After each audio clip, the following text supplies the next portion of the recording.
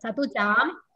Kalau kalau 1 jam selesai, jadi beliau bisa kita izinkan untuk live group ya, karena memang untuk supaya beliau juga bisa rest.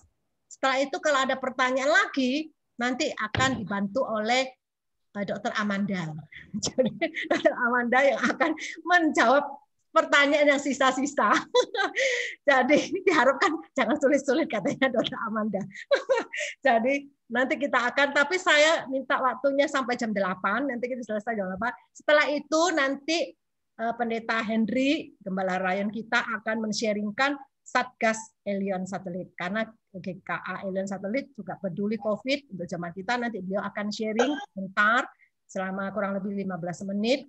Mari gitu nanti ada doa syafaat. Setelah itu baru kita selesai. Ya, acara seperti itu saya harapkan kita tidak live selesai sampai di sini. Mari kita berdoa sebelum kita mengadakan penyuluhan ini. Mari kita berdoa. Terima kasih Tuhan karena Engkau begitu baik kepada kami di tengah-tengah kondisi situasi yang panik bagi setiap kami karena varian COVID Delta yang semakin merajalela membuat setiap orang bingung, harus melakukan isolasi mandiri tetapi tidak mengerti bagaimana mengatasi hal ini.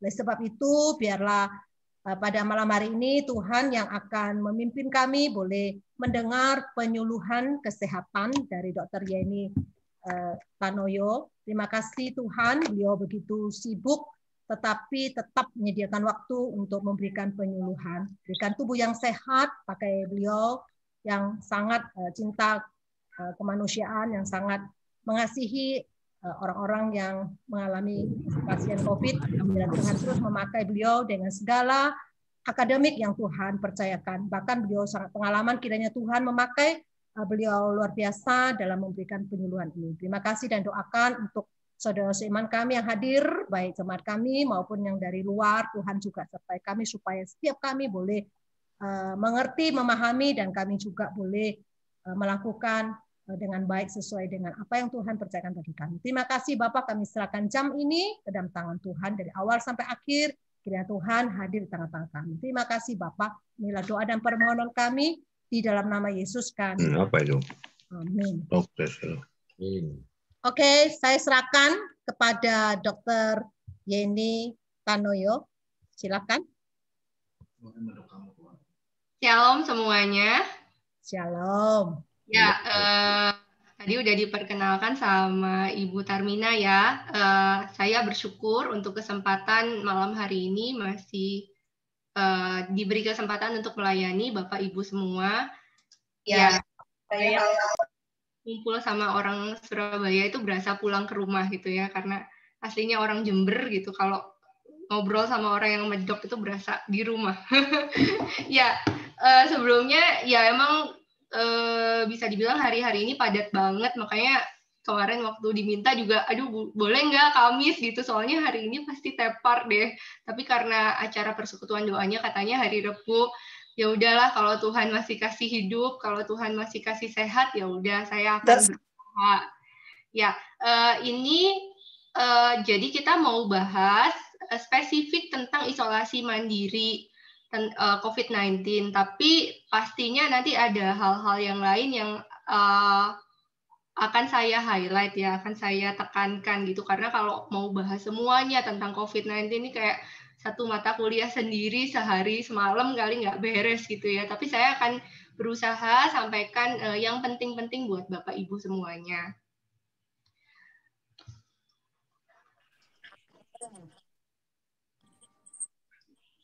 Ya, ini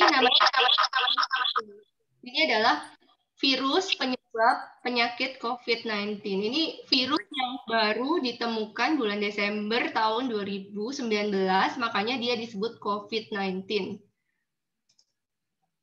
Nah, apa sih gejalanya orang COVID? Nah, gejala orang COVID itu sangat bervariasi ya. Dari mulai tidak ada gejala sampai ada gejala. Yang bergejala, gejalanya juga macam-macam. Yang banyak adalah gejala saluran pencernaan. Saluran nafas gitu ya. Jadi selain demam, biasanya ada batuk, pilek, sakit tenggorokan, hidungnya mampet, hilang penciuman, hilang rasa di lidah, bisa sesak nafas. Nah, selain saluran nafas, ternyata COVID itu juga bisa menyebabkan gejala saluran pencernaan. Jadi, banyak juga pasien itu tidak demam, tidak batuk, tapi mual, sakit perut, mencret, tidak nafsu makan, lemes. Nah, selain itu juga bisa gejala-gejala yang lain gitu, yang nggak khas. Misalnya pasien datangnya serangan jantung, ternyata di antigen positif, ternyata di swab PCR kemudian dia positif COVID. Atau juga ada juga pasien datangnya nggak demam, nggak batuk, tapi stroke gitu, lemes separuh, tiba-tiba. Loh, ternyata di antigen positif itu COVID. Ya, jadi gejalanya COVID itu macam-macam gitu ya. Makanya kalau ada orang yang bilang, oh di COVID kan, ya nggak di COVID kan, karena memang gejalanya bisa macam-macam gitu. Siapa yang mau meng-COVID kan orang? Nggak ada untung-untungnya buat dokter. Nah, dari sekian banyak gejala COVID, yang khas itu 2. 1, hilang penciuman. 2, hilang rasa di lidah. Ya, hilang penciuman nama lainnya anosmia. Hilang rasa di lidah nama lainnya ageusia. Nah, kalau Bapak Ibu hari-hari ini nih lagi pandemi kayak gini, tiba-tiba nggak bisa cium bau, atau lidahnya pahit, nggak bisa rasa makanan. Nah, kemungkinan besar itu COVID gitu. Jadi itu khas untuk COVID. Yang khas lagi kalau di ronsen biasanya ada bercak di paru kanan dan kiri. Itu yang khas untuk COVID. Jadi tadi ya gejalanya bisa macam-macam. Nah, penularan. Orang yang terinfeksi COVID, baik itu bergejala maupun tidak bergejala, bisa menularkan ke orang lain.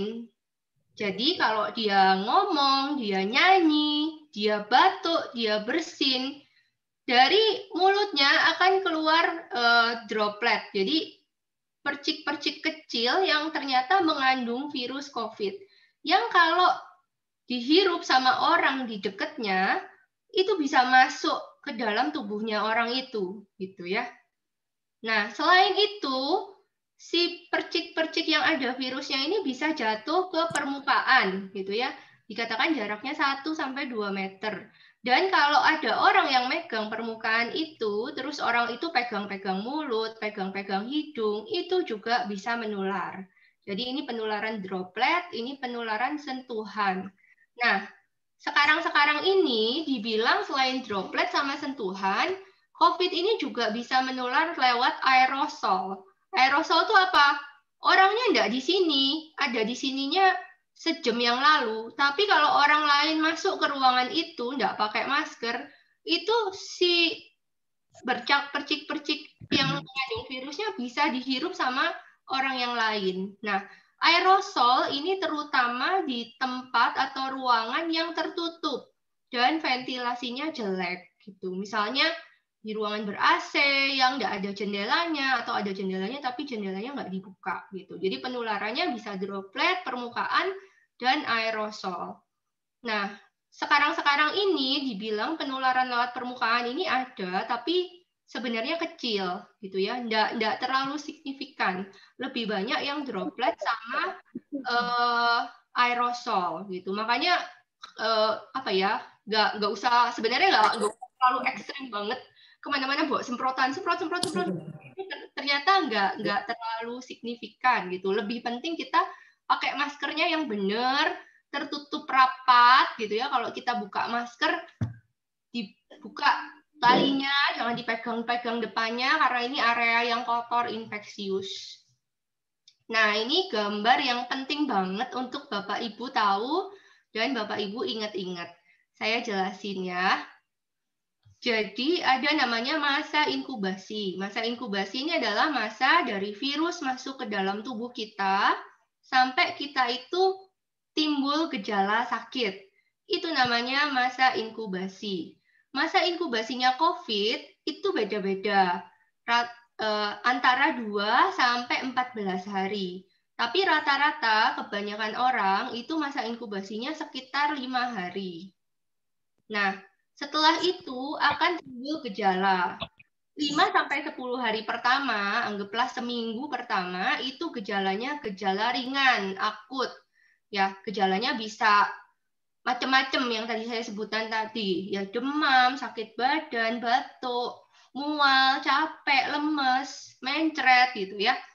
Kalau COVID-nya COVID berat, mulai minggu yang kedua itu akan ada fase ini, fase ARDS atau fase Acute Respiratory Distress Syndrome. Jadi gampangnya minggu yang kedua itu kalau COVID-nya COVID berat, dia akan mulai itu sesek nafasnya, saturasi oksigennya turun. Kalau di ronsen ada bercak-bercak putih di foto ronsennya, itu minggu kedua. Gitu. Kalau orang bisa lewatin minggu ini, sudah lewatin minggu ini dengan baik-baik aja, misalnya katakanlah udah hari ke-10 nih, tapi oksigennya normal, saturasinya di ronsen bersih, badannya makin enakan, nggak ada sesek, nggak ada batuk, atau batuknya membaik. Nah, kemungkinan besar dia akan sembuh. Gitu. Dari sekian banyak orang yang sakit COVID, itu 80% itu ringan. Ringan sedang lah. Jadi, kalaupun ada bercak di paru-parunya, dikit aja gitu. Jadi, 80% ringan sedang dan akan sembuh sendiri. Cuma ada 15% yang bisa sakit berat dan ada 5% yang bisa kritis. Bahkan yang kritis itu bisa menimbulkan kematian kalau pertolongannya terlambat atau tidak cepat ketolong.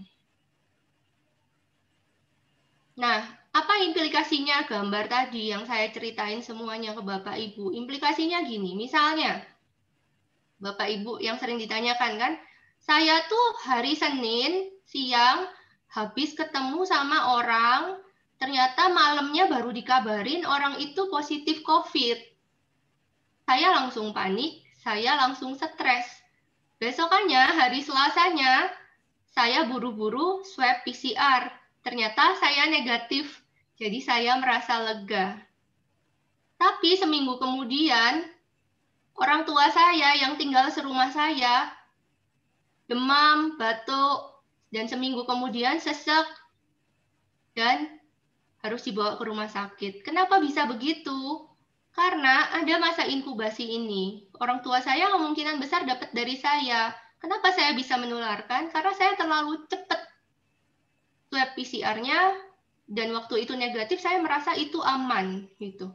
Jadi, Bapak Ibu, ada namanya masa inkubasi. Karena itu, kalau kita habis kontak sama orang yang COVID, dan kita nggak ada gejala nih, baik-baik aja. Jadi tadi ketemunya Senin, taunya COVID itu Senin malam. Jangan buru-buru panik PCR hari Selasa. Nggak boleh. Maksudnya, nggak, kalau itu negatif, itu akan memberikan ketenangan yang palsu, namanya false negatif. Jadi bisa aja sebenarnya saya COVID, tapi karena saya meriksaannya kecepatan, jadi saya nggak tahu gitu. Yang harus dilakukan adalah menunggu 5 hari. Jadi Selasa, Rabu, Kamis, Jumat, Sabtu.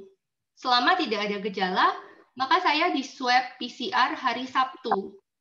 Baru kalau Sabtu itu swab PCR-nya negatif, baru itu saya aman gitu ya, dan boleh ketemu orang lain. Selama periode Selasa, Rabu, Kamis, Jumat, Sabtu, itu namanya masa karantina. Jadi saya nggak sakit, saya nggak ada gejala, tapi saya harus dikarantina. Karena bisa aja saya sebenarnya positif, tapi belum muncul gejalanya. Gitu ya. Jadi ada namanya masa karantina. Itu 5 hari sejak kontak terakhir sama yang positif. Itu.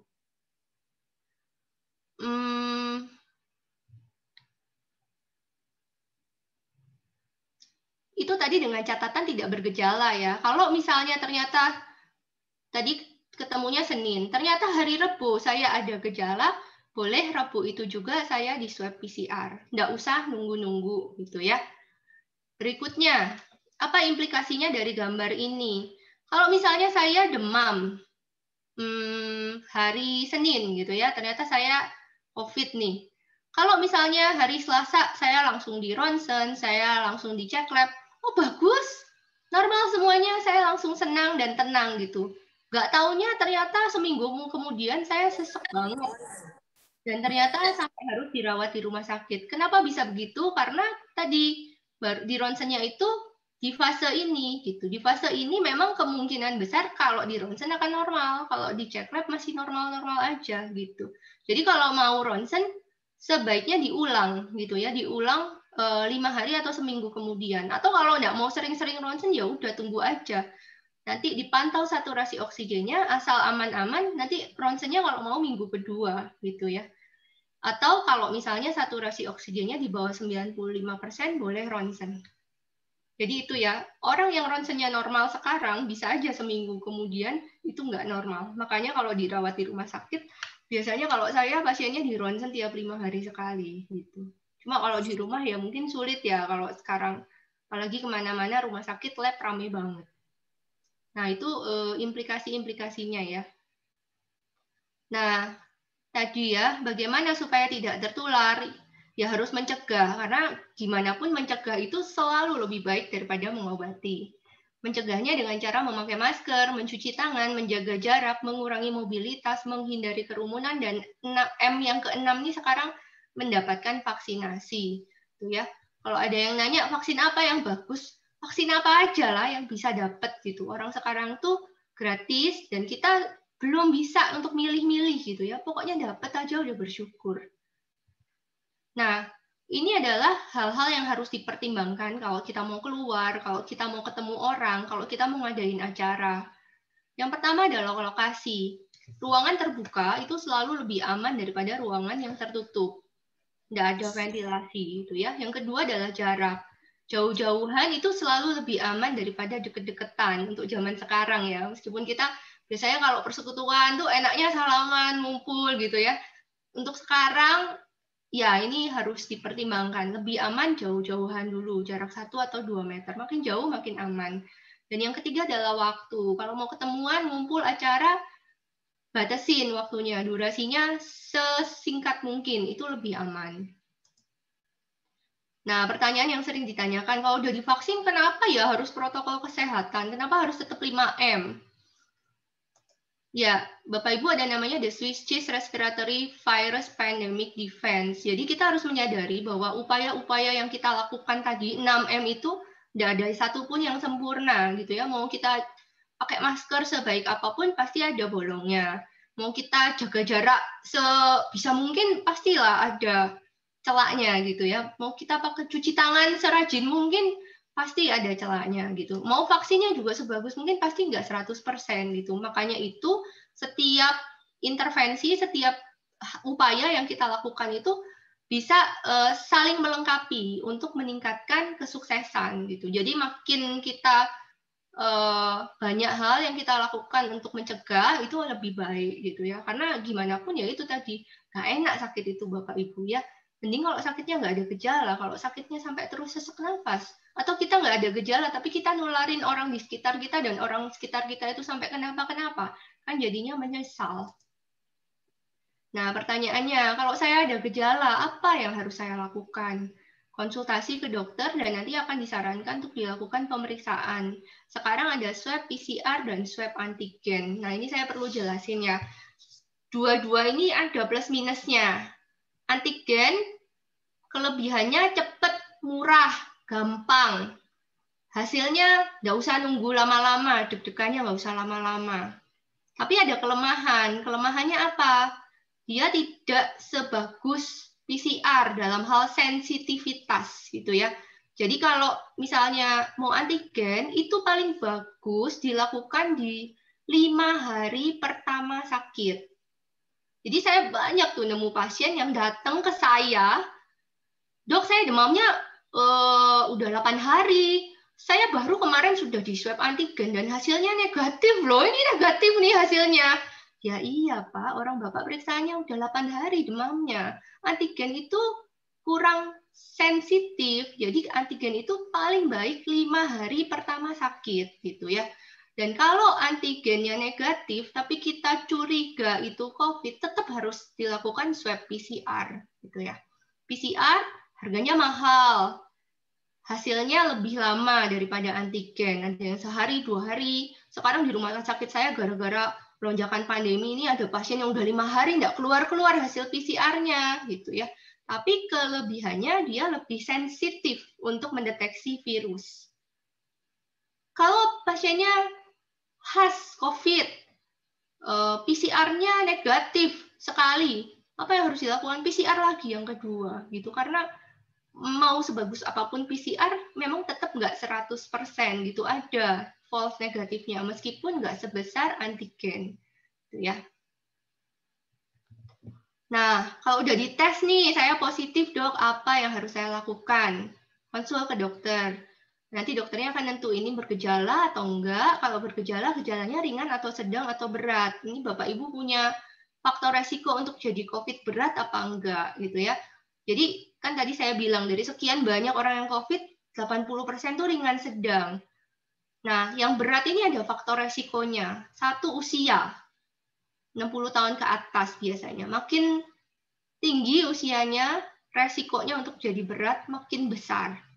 Ya. Jadi yang kasihan tuh kalau kenanya ke yang udah 70, 80 tahun ke atas itu biasanya lebih berat gitu. Selain usia, dua adalah komorbid. Komorbid itu penyakit penyerta. Nah, penyakit penyerta yang bisa memperberat COVID itu ada beberapa.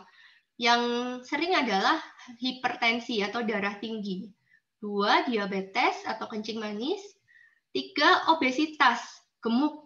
Nah, itu kalau berat badannya gede-gede gitu ya, 100 kilo ke atas, itu resiko untuk jadi COVID berat. Bahkan kalau usia muda sekalipun. Terus berikutnya asma atau penyakit paru yang lain. Sakit ginjal, kanker, itu juga bisa jadi komorbid. Nah, nanti biasanya dokter juga akan sarankan, oh Bapak Ibu perlu di ronsen atau cek darah gitu ya. Nanti juga akan ditentukan ini bisa isoman atau harus dirawat di rumah sakit. Nah, kalau misalnya dokternya bilang isoman, sekarang rumah sakit penuh, cari tempat di IGD aja bednya penuh, oksigennya nggak ada. Apa yang harus dilakukan waktu isoman? Nah, ini topik utama kita hari ini ya, tadi pengantarnya aja. Yang pertama, yang jelas kalau isolasi itu artinya dipisahkan dari yang lain, dari orang sehat gitu ya. Kalau bisa kamarnya terpisah dari orang lain. Bukan dikunciin dari luar, dikurung gitu ya, enggak ya, tapi dipisahkan gitu. Kalau bisa ada jendelanya, kalau bisa jendelanya dibuka sering-sering. Gimana kalau rumahnya cuma punya 1 kamar? Apa yang harus dilakukan? Ya mau nggak mau harus isoman di rumah lain, di tempat lain gitu ya. Hubungin puskesmas, hubungin gereja, mungkin bisa bantu cari tempat buat isoman di luar rumah gitu. Karena kalau satu ruangan itu kemungkinan untuk menularkan tinggi sekali. Berikutnya adalah jaga jarak lebih dari 1 meter. Jadi kalau misalnya terpaksa keluar kamar pas ngambil makanan atau pas ke kamar mandi, jaga jarak ya. Hindari pemakaian bersama alat makan, mandi, dan spray. Jadi kalau bisa dipisah dulu. Perilaku hidup bersih dan sehat nih, cuci tangan dengan sabun dan air mengalir. Berjemur setiap hari. Ini kalau memungkinkan ya. Kalau misalnya kamarnya ada balkon, teras rumahnya berjauhan dari tetangga, ya jemur aja. Tapi kalau keluar rumah langsung rumahnya orang lain, ya jangan. Nanti membahayakan orang lain. Ini juga bersihkan permukaan benda dengan disinfektan secara rutin. Ini permukaan-permukaan yang sering disentuh bersama, misalnya gagang pintu, pencetan dispenser gitu ya. Pokoknya yang sering disentuh itu sebaiknya dibersihkan secara rutin dengan disinfektan. Nah, pertanyaan berikutnya yang sering ditanyakan adalah tentang obat. Saya positif, saya isoman. Obat apa yang harus saya minum? Nah, ini banyak ya paket-paket isoman, paket COVID. Pasti sudah beredar luas di grup WhatsApp-nya Bapak Ibu. Nah, sebenarnya ada yang macam-macam tuh ya. Kalau lihat paket COVID, paket isoman tuh ada yang obatnya 10 macam, ada yang obatnya 14 macam. Saya juga bingung gimana cara minumnya tuh kalau 14 macam ya, kayaknya mabuk dulu. Nah, intinya sebenarnya kalau isoman, gampangnya satu, minumlah obat-obat sesuai gejala. Jadi kalau panas ya minum obat panas, kalau batuk ya minum obat batuk, kalau pilek ya minum obat pilek. Nggak ada tuh obat batuk khusus COVID, nggak ada gitu ya. Jadi boleh obat batuk apa aja. Biasanya sih saya selalu tanya batuknya berdahak atau kering. Soalnya biasanya obat batuk itu 2 macam itu. Kalau ada dahaknya ya nanti ada pengencer dahaknya obatnya. Kalau batuknya nggak ada dahaknya ya kasih obat batuk kering gitu buat menekan batuk. Biasanya karena kadang-kadang batuknya COVID tuh heboh banget sampai nggak bisa tidur, sampai sakit perut, sampai sakit dada gitu ya. Nah, selain obat sesuai gejala tadi, minumlah multivitamin gitu ya. Yang disarankan sebenarnya banyak banget ya. Cuma kalau saya biasanya cukup vitamin C atau multivitamin ditambah vitamin D gitu ya. Selain itu banyak Bapak Ibu ada yang bilang zinc, terus apalagi Afimax gitu ya, Lianhua atau apalah banyak banget gitu ya, minyak kayu putih gitu ya. Kalau saya sih nggak anti ya, maksudnya kayak ya kalau Bapak Ibu mau minum ya sok aja minum aja, namanya juga usaha gitu ya. Cuma kalau terlalu banyak berlebihan sampai perutnya sakit atau sampai mual muntah ya kayak nggak usah juga gitu ya, nggak usah terlalu berlebihan. Karena tadi sebenarnya COVID itu 80% ringan sedang, dia akan sembuh sendiri gitu. Nggak usah minum apa-apa pun akan sembuh, cuma perlu waktu, perlu sabar. Bagaimana dengan obat yang lain? Ini yang banyak dibahas dan sekarang lagi heboh juga ya tentang ivermectin gitu ya, tentang antivirus. Antivirus yang dipakai yang berguna untuk COVID itu sebenarnya cuma 2. Yang saya tahu, 1 remdesivir itu obat injeksi hanya diberikan untuk pasien yang dirawat di rumah sakit. 2 favipiravir atau mereknya yang sering kita kenal Avigan atau Favikal atau apa lagi ya, macam-macam lah ya tergantung mereknya apa. Tapi isinya itu favipiravir. Nah, kedua obat ini Bapak Ibu sekarang sulit sekali didapatkan. Bahkan di rumah sakit tempat saya kerja nih sekarang nih 2 macam antivirus itu nggak ada. Gitu ya. Jadi pasien COVID-nya dikasih apa? Ya dikasih obat yang ini tadi, gitu ya. Sembuh ya sembuh-sembuh aja gitu ya. Kecuali yang berat nanti ada obat tambahannya. Nah, jadi kalau nggak bisa dapat antivirus, nggak usah panik, nggak usah stres, nggak usah merasa dunia pasti akan berakhir, enggak gitu ya. Tenang aja, tenang aja. Yang penting di COVID itu adalah pemantauan. Nanti saya jelasin di slide berikutnya. Banyak beredar oseltamivir atau Tamiflu atau Fluvir ya kalau Bapak Ibu pernah dengar. Itu antivirus untuk virus influenza. Ya, sekali lagi itu antivirus untuk virus influenza. Untuk COVID dia tidak bermanfaat. Kenapa? Karena oseltamivir itu cara kerjanya menghambat enzim neuramidase. Sedangkan si COVID-19 itu tidak punya enzim neuramidase. Jadi ya dipikir sendiri aja gitu ya. Jadi kalau dikasih oseltamivir kenapa kok bisa sembuh? Ya memang dia akan sembuh sendiri, gak usah dikasih apa-apa sebenarnya. Cuma perlu waktu dan perlu sabar gitu ya. Karena 80% tadi itu akan ringan atau sedang aja.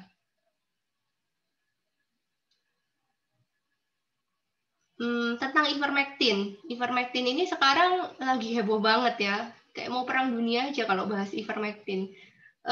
Yang saya pengen bilang gini Bapak Ibu, yang saya tahu, ivermectin ini terbukti bisa membunuh virus COVID, tapi baru in vitro. In vitro itu artinya di luar tubuh manusia. Jadi kalau di cawan gitu ya, di cawan percobaan di lab itu, si COVID dikasih ivermectin dosis sekian loh, virusnya bisa mati gitu ya. Itu memang ada penelitiannya bilangnya seperti itu. Tapi si dosis ivermectin yang dikasih ke virus yang in vitro, yang di cawan, yang di lab ini, kalau dikonversikan ke dosis untuk tubuh manusia, itu ternyata berkali-kali lipat dari dosis yang biasa dipakai untuk obat cacing gitu ya. Jadi kebayang kalau misalnya kita mau ngebunuh virus COVID pakai ivermectin, dosisnya itu harus berlipat-lipat dari dosis yang biasa diminum, dan itu yang ada malah takutnya efek samping sama keracunan obat gitu ya. Nah, untuk sekarang BPOM itu sudah mengeluarkan izin untuk ivermectin, tapi dalam tatanan uji klinis. Artinya nggak bisa sembarang nih kita beli ivermectin gitu ya, open PO, ada yang open PO, wah karena takut nyetok gitu ya ivermectin, terus kita minum-minum sendiri sesuai dosis di grup WhatsApp itu. Takutnya apa? Takutnya kalau ada efek samping lah, terus siapa yang mau tanggung jawab ke Bapak Ibu gitu ya. Seminggu yang lalu adik KTB saya WhatsApp saya, Cik, teman aku suami istri kena COVID minum ivermectin, dosisnya ini. Sekarang mereka berdua lemes, pusing, nggak bisa ngapa-ngapain. Terus mesti gimana, Ci? Nah, saya juga bingung ya, siapa yang nyuruh minum obatnya? Terus saya juga nggak bisa komentar gitu ya. Ya, jadi seperti itu. Ya nanti kalau misalnya ternyata di kemudian hari dari hasil uji klinisnya itu terbukti, ya boleh aja. Tapi kalau sekarang, ya ngapain minum obat yang belum jelas kegunaannya gitu ya. Yang ada malah takutnya nanti efek samping. Udah beli obatnya sekarang mahal, susah gitu ya. Nggak ada yang nyuruh juga. Terus yang ada nanti efek samping. Nah, tadi yang saya bilang, sebenarnya obat-obatan intinya ini aja. Obat ini, ya tadi antivirus, boleh kalau punya, kalau nggak punya nggak apa-apa. Ivermectin jangan dulu kalau saya. Yang penting dalam COVID, ketika isoman itu adalah pemantauan, gitu ya. Apa yang harus dipantau? 1, suhu tubuh, 2, ukur saturasi di jari, gitu ya. Kalau bisa tiap 6-8 jam sekali, 3 kali sehari. Nah, kapan sih harus dipantau benar-benar? Ingat tadi perjalanan penyakitnya yang saya bilang tadi. Ada masa inkubasi, fase 1 sama fase 2. Fase 1 kurang lebih 5-7 hari pertama dari awal sakit. Fase 2 itu adalah minggu kedua, gitu ya. Jadi bisa mulai hari ke-6, 7, atau 8. Nah, kalau Bapak Ibu COVID-nya berat, gitu ya, itu muncul seseknya itu kurang lebih di hari ke-7. Jadi di minggu kedua. Jadi mulai benar-benar dipantau saturasi oksigen ini, terutama kalau orangnya beresiko ya, usia udah lanjut, punya komorbid atau penyakit penyerta yang tadi saya sebut, itu terutama di minggu kedua. Jadi boleh mulai hari ke-5, ke-6, ke-7 gitu ya. Karena kalau baru 3 hari, 2 hari pertama sakit itu biasanya masih aman. Kecuali memang sebelumnya ada gejala tapi nggak dirasa ya. Jadi yang penting kalau COVID itu adalah menentukan onset gitu. Kapan, hari apa, tanggal berapa mulai kerasa sakit gitu. Apapun gitu ya, mau mencret, mau demam, mau sakit kepala, itu diingat-ingat, dicatat gitu ya. Jadi kalau ada pasien juga, semua pasien saya tanya, ini mulai kapan sakitnya? Minggu lalu. Minggu lalunya hari apa, tanggal berapa? Nanti kita hitung sama-sama. Karena minggu kedua itu fase yang menentukan. Kalau Bapak Ibu bisa lewatin aman, ya udah sembuh. Tapi kalau di sini sesek, ya itu yang harus kita pantau benar-benar dan nanti kita tentukan ini bisa lanjut isoman atau harus dirawat di rumah sakit. Jadi yang penting adalah pemantauan. Nah ini yang saya cerita tadi. Hari ke-7 pasiennya di ronsen masih baik-baik aja. 2 hari kemudian putih-putihnya nambah. Hari ke-13 wah putih semua. Hari keberapa nih? Hari ke-17 putih semua gitu ya. Ini contoh yang berat gitu ya. Jadi memang munculnya itu biasanya di minggu yang kedua. Jadi kita di situ harus memantau benar-benar. Nah ini jadi COVID itu dibedakan jadi ringan, sedang, berat. Yang ringan tuh yang paru-parunya bersih. Kalau yang mulai ada bercak di paru-paru itu yang sedang gitu ya. Tapi kalau dicek oksigen di atas 93% tanpa oksigen. Di sini dibilang dengan udara bebas. Nah, yang berat itu yang sesek, demam, napasnya cepat. Kalau dihitung gitu ya, kalau kita lihat orang, kok napasnya ambaannya cepat, lebih dari 30 kali per menit. Nah, itu udah berat itu. Atau dicek saturasi oksigen di bawah 93% atau sampai nggak sadar gitu ya, atau tensinya sampai turun. Nah, itu yang berat. Nah, ini tentang hipoksia. Hipoksia itu apa? Hipoksia itu kurang oksigen. Badan kita itu butuh oksigen, terutama sel saraf, sel otak. Kalau Bapak Ibu punya asma atau punya keluarga yang punya asma, pasti tahu gimana rasanya kalau asmanya kambuh. Atau gimana kalau anggota keluarga kita lagi kambuh asmanya. Sesek itu nggak nyaman. Sesek itu bikin orang panik gitu ya. Sampai nggak bisa tidur, sampai nggak enak ngapa-ngapain. Nah, orang sesek itu harusnya stres gitu ya.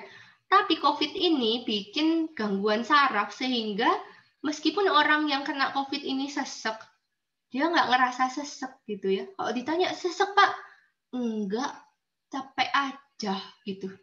Sesek Pak, enggak. Padahal kalau dicek oksigennya 80% atau 70% gitu. Nah, ini yang dibilang happy hipoksia. Jadi oksigennya rendah, tapi dia nggak berasa sesek. Nah, awalnya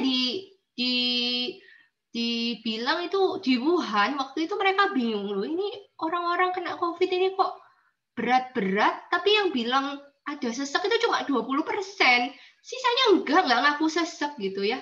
Nah, di situ baru ditemukan ternyata COVID ini bikin happy hipoksia. Mereka tidak memiliki kesadaran bahwa mereka kurang oksigen. Nah, ini yang bahaya. Kenapa bahayanya? Karena jadinya mereka seringkali datang terlambat gitu ke rumah sakit. Jadi waktu ngerasa sesek datang ke rumah sakit, loh saturasinya udah 45% atau 30%, ya itu udah terlambat. Biasanya udah sulit sekali untuk ditolong. Gimana mengenali hipoksia? Biasanya gejalanya macam-macam. Apalagi kalau ada orang tua, biasanya nggak spesifik gitu ya. Bisa tidur terus, nggak bangun-bangun. Kalau ngomong nggak nyambung gitu ya, lemes, capek, nggak mau ngapa-ngapain tidur. Kalau dilihat loh, nafasnya agak cepat atau denyut jantungnya cepat, tapi bisa juga nggak cepat loh. Ada yang keringat dingin gitu ya. Nah, cara taunya, gampangnya itu pakai alat cek saturasi oksigen. Nih, namanya alatnya oximetry ya. Ini alat sekarang, wah, banyak di mana-mana. Tapi lagi 3 minggu ini kayaknya harganya jadi naik dan nyarinya jadi agak susah. Tapi saya sangat menyarankan Bapak Ibu untuk punya gitu ya. Nanti bisa di koordinator gereja, kalau ada yang sakit dipinjemin gitu. Kalau udah sembuh nanti dibalikin buat dipinjemin ke yang lain atau gimana. Karena ini sangat membantu gitu ya. Paling nggak kita bisa ngecek gitu. Jadi kenapa? Supaya nggak sampai happy hipoksia, supaya nggak sampai terlambat datang ke rumah sakitnya. Kalau hipoksia gimana ya? Harus ke IGD, harus pakai oksigen. Nanti di rumah sakit biasanya terapi oksigennya lengkap gitu ya. Kalau yang ringan-ringan oksigennya pakai selang, kalau yang berat pakai masker yang sungkup itu. Kalau lebih berat lagi, sungkupnya ada kantongnya, itu non-rebreathing mask bisa sampai 15 liter per menit. Kalau udah segitu pakai NRM nggak ketolong ya, biasanya pakai ventilator. Ventilator ada 2, yang invasif sama yang non-invasif. Kalau yang invasif orangnya dibuat nggak sadar, ditidurin gitu ya, nanti pasang alat namanya ETT ya, diintubasi. Nah itu biasanya kalau sampai diintubasi itu, kalau COVID itu agak ini udah kemungkinannya jelek sekali, jarang sekali yang bisa selamat survive kalau udah diintubasi. Ada tapi jarang pol. Nah kalau misalnya bisa ventilatornya yang non invasif dulu. Sekarang ada 2 biasanya yang dipakai, itu satu high flow nasal cannula atau HFNC atau Optiflow, itu bisa aliran oksigennya sampai 60 liter per menit. Atau kalau udah pakai HFNC nggak ketolong juga, masih nggak tercapai oksigennya, biasanya pakai NIV atau non invasive ventilator. Itu kayak pakai selang tapi diikat gitu ya, pakai tali, disemprot udaranya gitu. Nah itu udah upaya terakhir gitu ya. Sebisa mungkin dokter juga kalau nggak terpaksa nggak akan intubasi pasiennya, karena itu tadi kalau udah diintubasi kemungkinan bertahannya nggak ada. Pasien saya yang selama ini saya rawat kalau udah diintubasi nggak ada yang selamat. Jadi ya kalau udah dipantau, kalau saturasinya rendah, apa yang bisa dilakukan? Rumah sakitnya penuh gitu ya. Ya ini bisa membantu, bisa dicoba, bisa dipraktekkan gitu ya. Posisinya tengkurap atau prone position. Jadi dikatakan menurut penelitian, posisi tengkurap itu bisa membantu memperbaiki oksigen. Gitu ya. Jadi di rumah itu kalau bisa tengkurap kayak gini, 30 menit sampai 2 jam. Kalau capek miring gitu ya, 30 menit. Kalau pegel bisa berbaring tapi kepalanya ditinggiin. Gitu ya. Nanti murep lagi gitu ya. Jadi posisi ini sangat disarankan gitu ya. Dikatakan makin lama tengkurapnya itu makin baik. Bahkan ada literatur yang bilang 8 sampai 12 jam gitu ya. Sehari itu sangat membantu. Kalau tetap memberat, udah prone position, udah tengkurap-tengkurap, apa yang harus dilakukan? Ya harus dibawa ke rumah sakit. Rumah sakitnya penuh, ya ke IGD aja. Ngantri di IGD Bapak Ibu. Ya mau gimana lagi, namanya butuh gitu ya. Daripada di rumah nggak ketolong. Jangan sampai terlambat, karena biasanya ya kalau udah terlambat susah. Ya kesimpulan dari paparan saya hari ini, COVID-19 sebagian besar ringan, ada 15% yang berat, 5% yang kritis. Gejala yang berat itu lebih sering terjadi pada yang punya faktor resiko, tadi ya usia sama penyakit penyerta.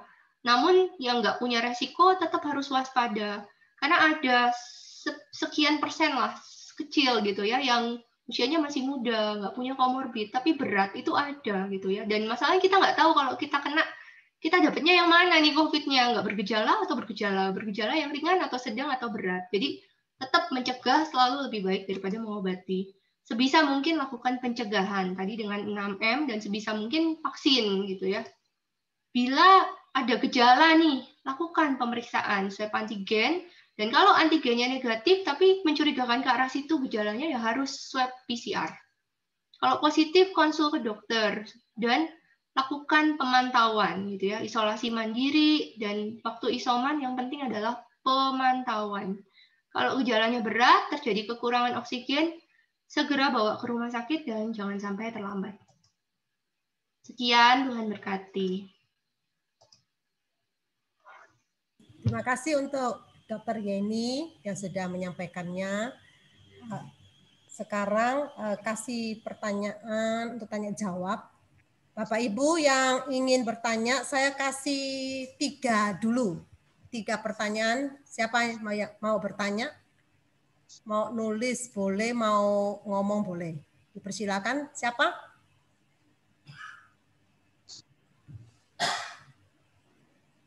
Kesempatan bertanya. Ya, yang mau bertanya bisa langsung ya. Ini bisa unmute sendiri kan ya, Pak Herman ya? Mau tanya ya Pak? Bisa. Oke, silakan Pak Gerson. Ya, Pak Gerson. Oh ya, kepada Dokter Yeni, Dok, mau tanya, misalnya kalau kebetulan mau naik pesawat itu ya, kira-kira prokes apa yang sangat dianjurkan? Terima kasih, Dok. Ya, pertanyaan yang baik ya. Kalau lagi butuh, terpaksa, nggak bisa nggak, harus naik pesawat, apa yang harus dilakukan? Sebenarnya sama sih Pak, 6M tadi, sama. Memakai masker, menjaga jarak, mencuci tangan, vaksin, gitu ya, menghindari kerumunan. Cuma yang paling penting saya tekankan sih mungkin maskernya ya. Jadi selama di dalam pesawat, jangan buka masker sama sekali. Oh gitu ya. Kebetulan pesawatnya mungkin 10 jam lebih itu ya apa ya Dok? Ya, agak susah ya. Ke Amerika. Ya, jadi sebenarnya di pesawat itu dilengkapin HEPA filter ya. Jadi alat untuk menyaring udara gitu. Dan yang saya tahu HEPA filternya di dalam pesawat itu cukup oke gitu. Jadi sebenarnya ya kalau memang terpaksa harus buka masker ya sebisa mungkin jangan lama-lama gitu kali ya. Kasihan kalau nggak makan minum sama sekali. Ya, makasih Dok. Ya, semoga aman lancar perjalanan jauhnya, Pak. Terima kasih. Ya. Oke, yang lain? Mau nanya ya, Dok. Oh ya, siapa namanya? Ling. Oke, Ling, silakan. Dok, tolong tanya kalau misalnya sampai kehilangan penciuman, itu biasanya sudah terinfeksinya hari keberapa? Nggak tentu, Bu. Itu beda-beda tiap orang. Ada yang hari kedua, ada yang hari ketiga, beda-beda. Jadi itu tidak pasti. Oke. Kalau misalnya satu rumah, ini ada teman saya di kantor terus terang yang mamanya itu baru hari ini kehilangan penciuman. Dan dia sempat kontak erat dengan kami di kantor. Nah, itu sebaiknya saran dari dokter untuk kami yang di kantor ini, memang kita tidak berkumpul di ruangan yang tertutup sih, jadi di ruangan terbuka, tapi kita duduknya berdekatan. Nah, itu saran dari dokter gimana ya, supaya apa yang harus kita lakukan untuk orang-orang yang di kantor ini. Udah itu aja, terima kasih. Jadi yang positif itu adalah? Kerabat, jadi orang tua dari salah satu teman kerja saya. Oke, si teman kerjanya itu positif apa enggak? Dia belum tahu, dan kebetulan pagi ini dia vaksin di Gelora. Agar ini kan ada vaksin di Surabaya tuh yang target dari Pak Wali Kota. Nah, dia sempat tadi pagi vaksin. Nah, setelah pulang vaksin itu dia diberitahu dari rumah kalau mamanya itu kehilangan indera penciuman, terus adiknya yang laki-laki juga ada gejala COVID. Ya, nah, itu. Nah, yang bisa saya sarankan paling untuk si teman kerjanya ibu itu ya seperti yang saya bilang tadi, kalau dia nggak ada gejala, sehat-sehat aja, dia karantina dulu 5 hari sejak ketemu terakhir sama mamanya. Kalau bisa jangan masuk kantor dulu, itu namanya karantina. Kalau selama masa karantina itu nggak bergejala ya tunggu sampai 5 hari baru dia di swab. Kalau misalnya ternyata dia negatif ya udah, ibu dan teman-teman sekantor ya nggak usah ngapa-ngapain. Gitu. Tapi kalau ternyata dia bergejala itu positif ya berarti biasanya itu tracingnya itu 2 hari orang-orang yang ditemui 2 hari sebelum muncul gejala gitu. Jadi kalau misalnya ternyata terakhir masuk kantor hari Senin, dia karantina nih Selasa, Rabu, Kamis, Jumat. Dia ternyata muncul gejalanya hari Jumat katakanlah. Ya, sebenarnya berarti orang kantornya ibu dan ibu aman, yang nggak usah ngapa-ngapain gitu. Jadi kan sekarang yang penting itu adalah menentukan teman kantornya ibu ini positif apa enggak gitu. Dan itu harus nggak bisa sekarang juga emang harus lewatin masa karantina itu kalau dia tidak bergejala. Oh, jadi dia harus nunggu. Dia kan tahunya hari ini, jadi dari hari ini dia nunggu 5 hari baru swab antigen ya, Dok ya? Yes, kalau dia tidak bergejala ya. Oke. Iya, thank you, Dok. Ada lagi yang mau bertanya? Mau tanya. Halo, mau tanya? Bisa? Bu Tarmina? Tadi yang dulu belum. Pak Gea, nanti tunggu sebentar. Tadi siapa ya? Saya, Linke. Namanya sebuah Linke. Ya dok, saya mau tanya. Ini kan orang tua terkonfirmasi positif COVID. Nah, itu untuk PCR ulangnya, itu berapa minggu setelah konfirmasi pertama ya dok ya? Oke, ini pertanyaan bagus yang ditanyakan oleh begitu banyak orang. Ya, jadi Bapak Ibu, kalau COVID-nya ringan, sedang, tadi ya udah tahu ya, ringan sedang itu artinya saturasi oksigennya nggak pernah di bawah 93%, baik-baik aja, nggak dirawat di rumah sakit, nggak butuh oksigen tekanan tinggi gitu ya. Itu selesai isolasinya pakai kriteria waktu. Jadi ini panduannya dari WHO, dari Amerika, dari Kementerian Kesehatan di Indonesia itu sama. Jadi cukup dihitung 10 hari dari hari pertama sakit, ditambah minimal 3 hari bebas gejala. Jadi misalnya katakanlah sakitnya mulai sakit pertama kali tanggal 1. Ternyata sakitnya 8 hari, habis 8 hari sembuh, nggak ada gejala apa-apa. Berarti ngitungnya tetap 10 plus 3. Jadi selesai isolasinya tanggal 13, tanggal 14 udah bebas gitu. Tanggal 14 atau 15 lah udah bebas. Anggap 2 minggu ya kalau gampangnya. Gitu. Tapi kalau misalnya ternyata gejalanya sampai 12 hari, ya berarti 12 ditambah 3, jadi 15 hari isolasinya. Nggak perlu PCR lagi. Kenapa? Karena kalau PCR itu bisa persisten positif. Artinya di swab berkali-kali, sebulan, 2 bulan masih bisa positif. Kenapa? Karena PCR itu tidak bisa membedakan virus yang hidup dan virus yang mati. Seringkali virusnya udah mati, nggak menularkan lagi, tapi PCR-nya positif terus. Itu yang bikin galau, bikin stres gitu ya. Sampai gimana cara menaikkan CT? Ya nggak usah dipikirin, yang penting sehat. Ngapain pusing-pusing naikin CT gitu ya. Ada juga menaikkan iman, menaikkan penghasilan, itu lebih penting ya. Itu. Jadi kecuali kalau COVID-nya berat. Kenapa? Karena kalau COVID-nya berat, dibilang virusnya itu lebih banyak dan menularkannya itu lebih lama gitu. Jadi kalau COVID-nya berat, memang sampai saat ini disarankannya tetap di swab PCR sampai negatif baru aman untuk selesai isolasi ya. Jadi tadi 10 hari plus 3 hari bebas gejala. Kalau COVID-nya ringan sedang. Tapi saya dari kantor saya harus swab negatif dulu, baru boleh masuk kerja. Ya sok aja, nggak apa-apa gitu. Ya tunggu aja 2 minggu dari awal sakit, baru di swab lagi. Kalau masih positif gimana? Ya udah dinikmati aja, itu liburan dari Tuhan berarti ya. Gimana caranya cepet-cepet negatif ya? Nggak usah pusing-pusing, santai aja. Yang penting sehat gitu ya. Daripada sesak nafas loh. Ngapain pusing-pusing? Yang penting saya bilang, yang penting sehat. COVID itu kata kuncinya cuma satu. Saya selalu bilang ke pasien-pasien saya, sabar. Yang sabar itu yang menang. Ya. Dokternya juga harus sabar banget, sabar. Yang sabar itu yang menang. Oke. Ya, terima kasih, Dok. Ya. Selanjutnya Pak Gea mau tanya, silakan. Ya, selamat malam Bu Tarmina, selamat malam Bu Dokter. Selamat malam. Ya, anak saya terkonfirmasi positif COVID. Saat ini sedang menjalani isoman di rumah.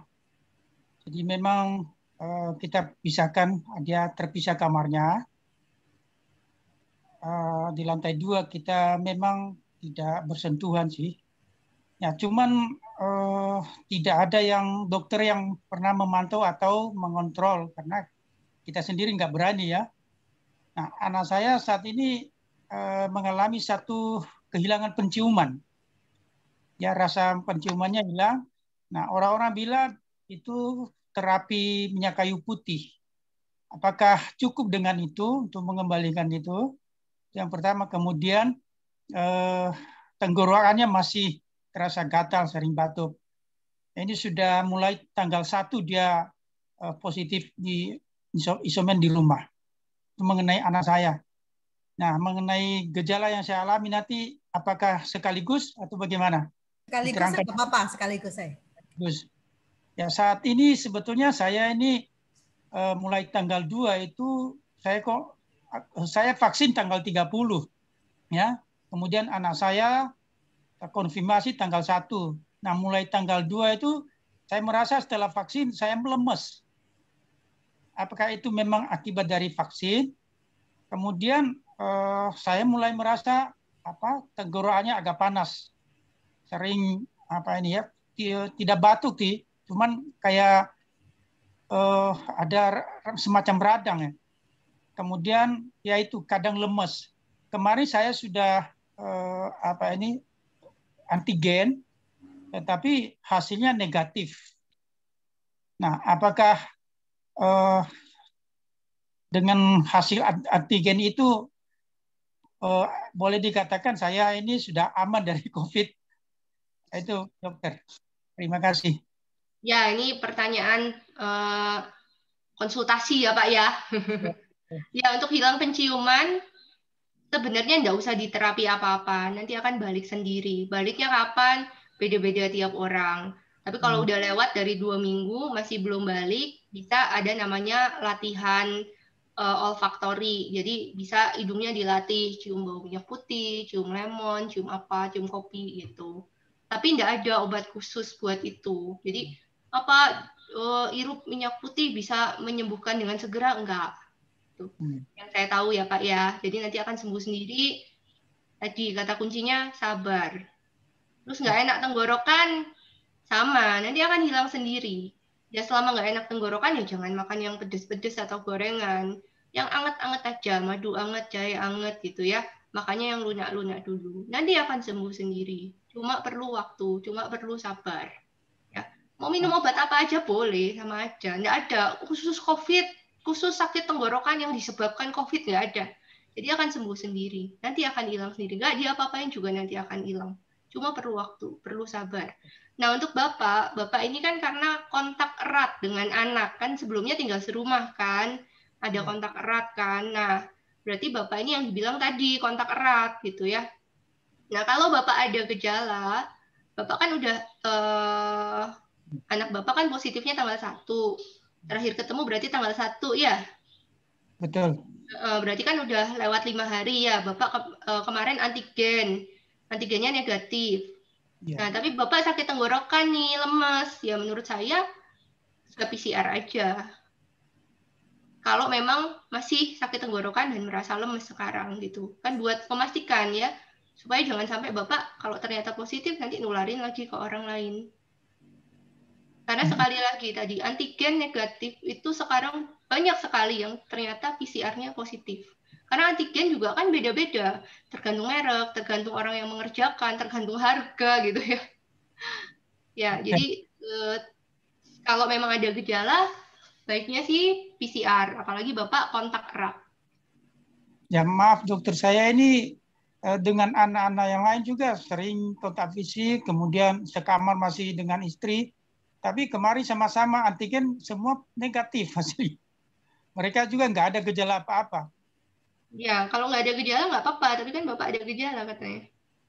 Ya. Baik, terima kasih sarannya. Ya. Sekarang ini ada pertanyaan, Dok. Kalau orang yang kena COVID, meski gejalanya ringan atau tanpa gejala, apakah tetap perlu di screening toraks dan lab darah? Pertanyaannya, mungkin dokter bisa bantu jawab. Ya, kalau bisa mau ada uangnya ya sok aja. Tapi kalau misalnya nggak mau, nggak bisa, atau saturasi oksigennya memang baik-baik aja, gejala ringan, ya nggak usah juga nggak apa-apa sih. Karena ya itu tadi, ronsen kan lumayan mahal ya. Dan mau foto ronsen sekarang kan nggak gampang ya, ke rumah sakit ngantri, ke lab ngantri gitu. Apalagi kalau masih muda, nggak ada penyakit penyerta, ya udah menurut saya sih mending daripada uangnya dibuat ronsen, beli aja uangnya dipakai buat beli alat saturasi oksigen. Gitu. Kalau selama aman ya nggak usah ronsen juga nggak apa-apa kok. Gitu. Oke, selanjutnya pertanyaan berikutnya, apakah droplet COVID dapat menular melewati makanan yang dimakan? Gimana, Dok? Jawabannya tidak. Jadi COVID itu tidak menular lewat makanan. Jadi nggak ada tuh, oh yang masuk COVID gitu. Terus saya makan masakannya, mungkin ada dropletnya gitu. Saya makan masakannya, saya COVID itu enggak. Jadi tidak menular lewat makanan ya Bapak Ibu ya.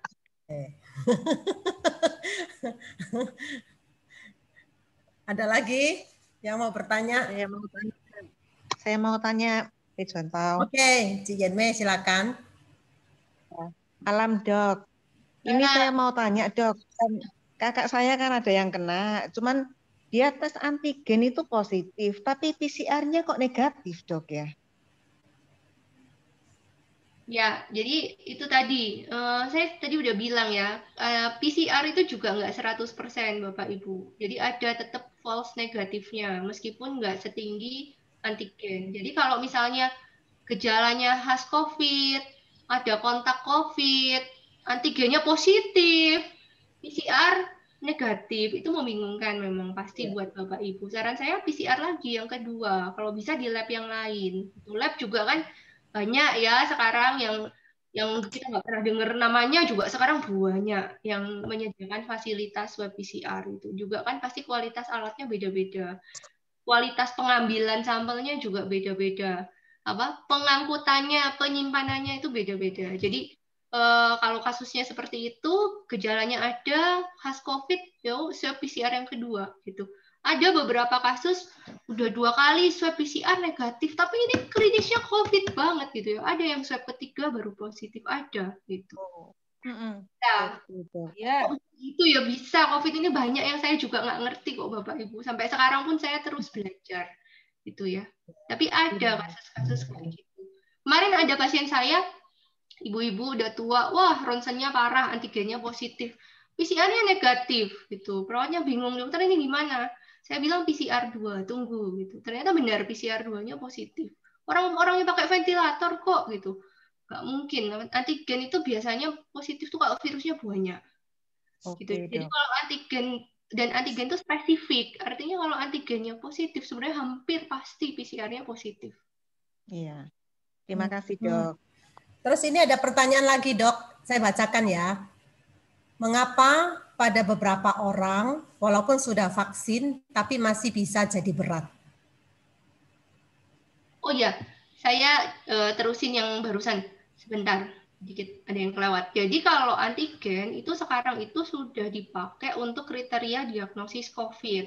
Jadi artinya gini, kalau Bapak Ibu ada gejala, atau nggak ada gejala nih, tapi ada kontak kayak Pak Gia tadi, antigennya positif, itu sudah termasuk konfirmasi COVID. Jadi sebenarnya nggak harus swab PCR lagi. Ya. Iya, jadi, jadi nggak harus swab PCR. Karena apa? Karena pokoknya ada gejala atau nggak ada gejala, tapi ada kontak, apalagi dua-duanya gitu ya, ada gejala iya, ada kontak iya. Kalau antigennya positif itu udah konfirmasi COVID dan nggak harus swab PCR. Penasaran dok mau tahu CT-nya berapa ya sok aja asal ada duitnya gitu ya. Tapi nggak harus Bapak Ibu karena itu udah konfirmasi COVID. Kecuali Bapak Ibu dirawat di rumah sakit dari rumah sakitnya itu biasanya tetap akan swab PCR. Kenapa? Karena persyaratan dari Kemenkes untuk pengklaiman nanti rumah sakit nagih uangnya itu harus ada bukti swab PCR pasien itu ceritanya. Pertanyaannya kalau vaksin 2 kali apakah tetap bisa berat ya tetap bisa, cuma resikonya lebih kecil dibanding Bapak Ibu nggak vaksin gitu. Tapi ada orang vaksin meninggal dok, sudah vaksin 2 kali, tapi ketika mengalami COVID tapi meninggal tetap. Bagaimana dok? Ya bisa seperti itu. Ya, ibaratnya gini, vaksin itu ibaratnya kita naik motor, kita pakai helm gitu. Jadi ya kalaupun udah pakai helm ya nyetirnya harus tetap hati-hati dong, bukan berarti udah pakai helm ngebut-ngebut sembarangan, enggak gitu. Helm itu apa? Melindungi. Apakah kalau udah pakai helm kalau kecelakaan bisa meninggal? Ya bisa aja. Jadi tetap bisa.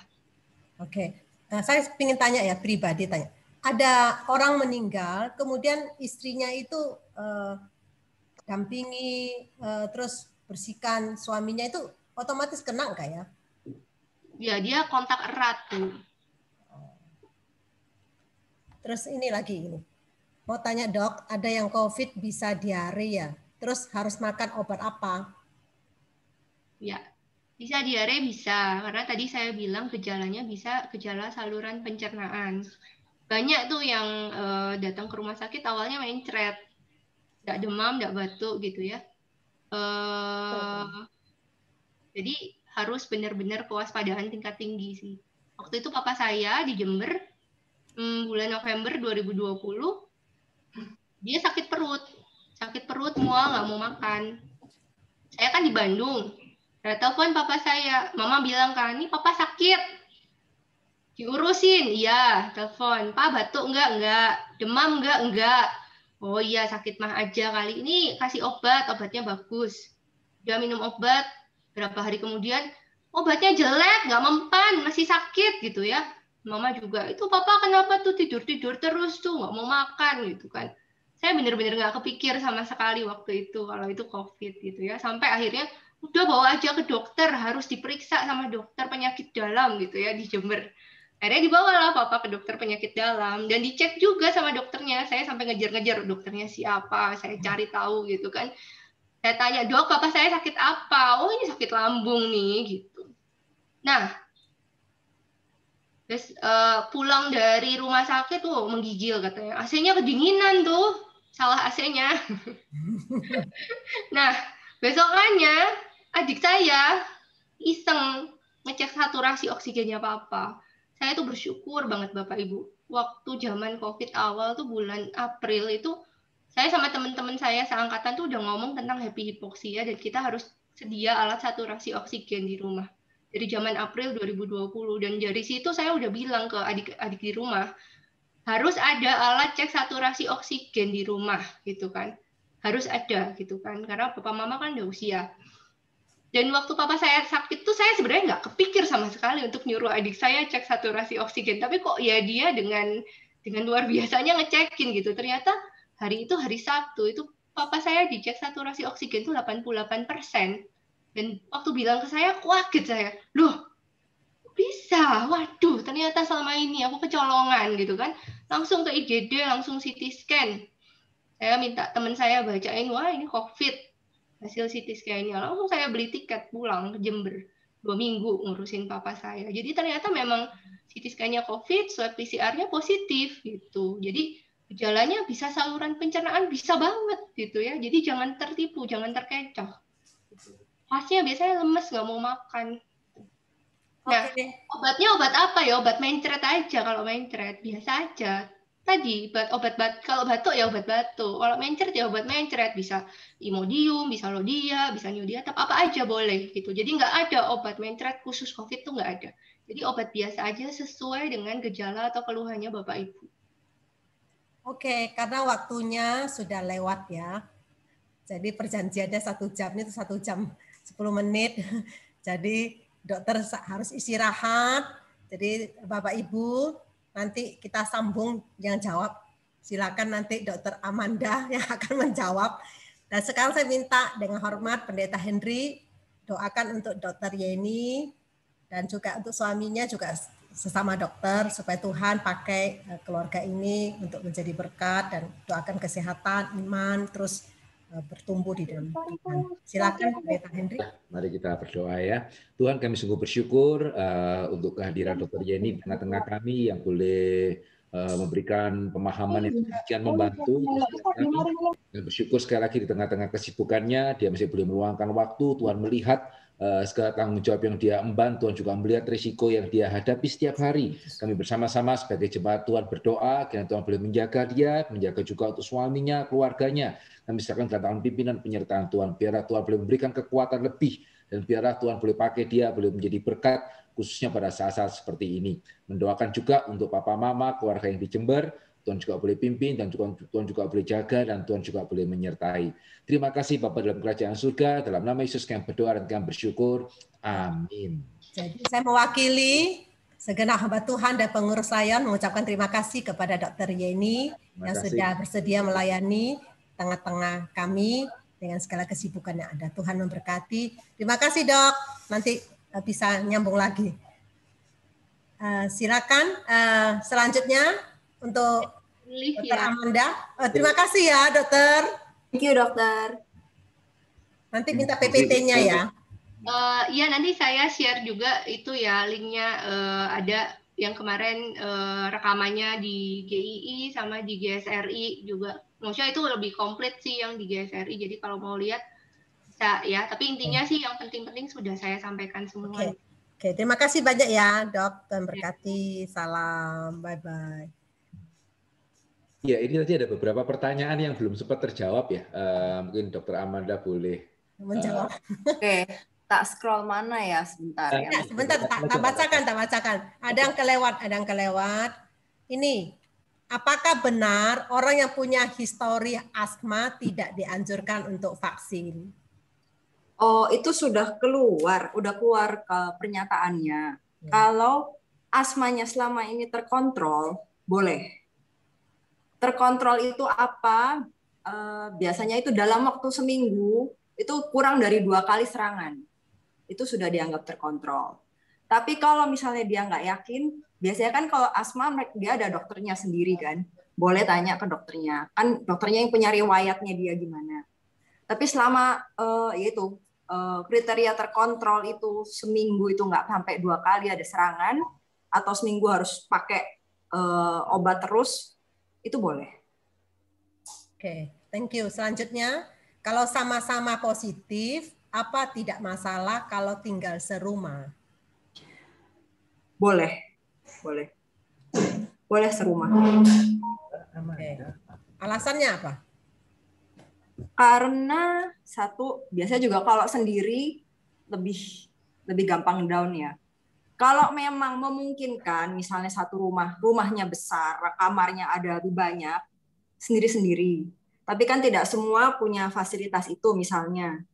Kalau memang terpaksa ya nggak apa-apa. Ini aman ya, Meh. Terus prokes apa saja yang perlu diperhatikan ya? Wah, itu sudah diulang kayaknya tadi yang 6M itu. Pakai masker, menjaga jarak. Oke. Ini ada lagi, apakah saturasi di bawah 90% bisa menjadi salah satu indikasi bahwa terkena COVID ya? Karena kita sekarang lagi pandemi COVID, kita anggap demikian, kecuali misalnya memang sudah ada penyakit dari dulu, penyakit paru ya kan? Tergantung juga lihat riwayat, dia ada kontak enggak, ada gejala atau enggak. Yang pasti kalau di bawah 90 itu tidak normal dan perlu penanganan dokter. Jadi nanti dia pasti harus ke dokter, harus ke rumah sakit, baru dicari tahu penyebabnya kan. Oke. Ada lagi yang mau bertahu, apakah smartwatch bisa dipakai untuk cek oksigen? Kalau tidak, harus alat apa? Kebetulan saya ini kurang masalah elektronik smartwatch itu saya nggak ada. Jadi saya kurang tahu kalau sekarang ada apps itu ya. Tapi sebaiknya sih yang pasti-pasti aja yang oximetry di tangan ya, di jari. Oke, ada lagi? Sampai di sini aja sih, nggak ada lagi ya? Amanda, kalau bisa, Dokter Amanda bisa menuliskan nama alatnya di chat. Jadi kalau misalnya ada yang belum tahu gitu. Oke. Nah ini mungkin saudara yang ingin tahu bisa lihat di chat ya nama alatnya ya. Oximeter. Ya. Sebenarnya banyak yang dijual ya, tapi mesti hati-hati juga karena waktu zamannya lagi booming orang jualan itu banyak juga yang sebenarnya kurang bagus kualitasnya. Jadi sebenarnya mungkin dia bagus, kayak teman saya bilang, saya pakai yang dari Jerman 95, pakai yang dari Cina, walaupun nggak semua dari Cina jelek ya, ada yang dia beli gitu. Itu loh, kok cuma 75, nah jauhnya setengah mati. Kan orang kalau pakai 75 kan apa nggak shock gitu. Jadi untuk merek apa, saya juga, yang saya pernah dengar itu Beurer, itu bagus. Tapi sebenarnya ada merek-merek lain juga, walaupun dari Cina itu juga bagus sih. Mungkin mesti dilihat aja kalau misalnya 75 tapi sebenarnya itu coba alat lain ya kan, bisa pinjam alat lain. Kalau misalnya sehat seger nggak ada kontak ya nggak positif juga, iseng-iseng ngecek lah kok 75 ya kan, berarti kan bukan berarti COVID, bisa coba pinjam alat lain gitu. Oke, ada lagi?